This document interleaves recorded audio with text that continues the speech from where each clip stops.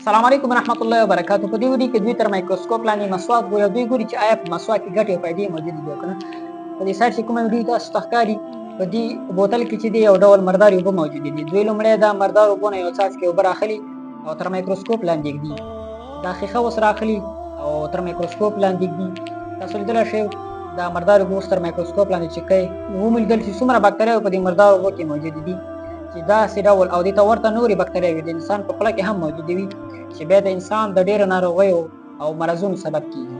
اوس دوی د مسواک یو څاڅکې اوبه راخلي، دا دې راواخیستلې او همدې مردار اوبو سره یې مکس کوي، د مردار اوبو د پاسه یې اچوي.